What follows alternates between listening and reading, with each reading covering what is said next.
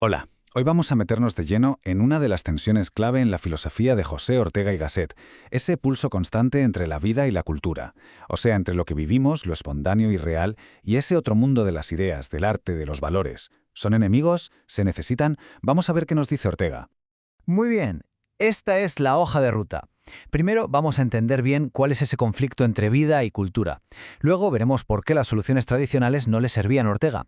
Después nos sumergiremos en su gran idea, la vida como realidad radical. Veremos cómo eso cambia la idea de conocimiento y, finalmente, cuál es la tarea que nos propone. Aquí está el meollo de la cuestión. Estas dos preguntas son las que mueven todo el pensamiento de Ortega sobre el tema. Durante mucho tiempo, la filosofía occidental había tratado la vida y la cultura como si fueran dos cosas separadas que iban por caminos distintos. Ortega vio que esto era un error garrafal y se propuso tender un puente entre ellas. Venga, vamos a analizar esta tensión. Ortega se da cuenta de algo. A menudo, la cultura, pensemos en la ciencia, en el arte, en la moral, se eleva tanto que parece olvidarse de las personas de carne y hueso. Se critica esa manía de poner las ideas en un altar, como si fueran más importantes que la propia experiencia humana. El argumento es potente cuando la cultura se desconecta de la vida, cuando se vuelve un puro ejercicio intelectual, abstracto, se queda hueca, pierde su sentido, su razón de ser, porque olvida de dónde ha salido, de la vida misma, de nuestras necesidades, de nuestras pasiones.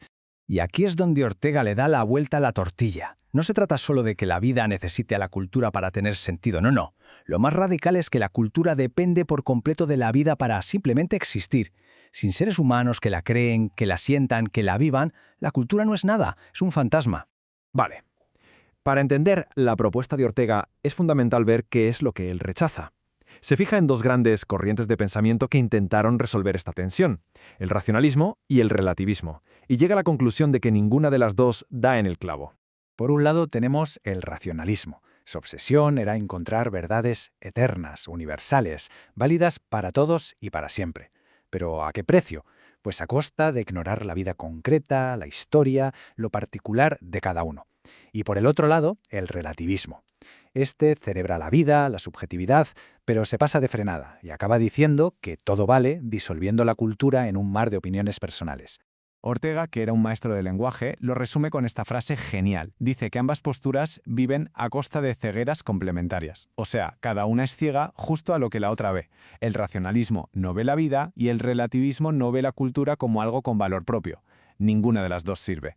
Entonces, si estas dos grandes vías están agotadas, ¿qué hacemos? Pues aquí es donde Ortega se saca de la manga su idea más potente y original. Un punto de partida totalmente nuevo. Y toda esta nueva filosofía se va a construir sobre una de las frases más famosas del pensamiento español. Esta frase lo cambia absolutamente todo.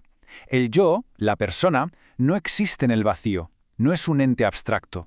Soy yo y todo lo que me rodea, mi época, mi país, mi educación, mis relaciones. No se puede entender a la persona sin su mundo, sin su circunstancia. Somos seres enraizados en una realidad concreta.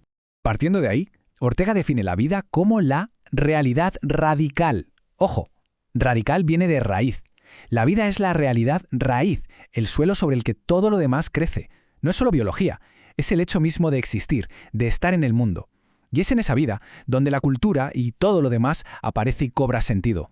Claro, si la vida es la realidad fundamental, esto tiene consecuencias enormes para algo tan importante como el conocimiento.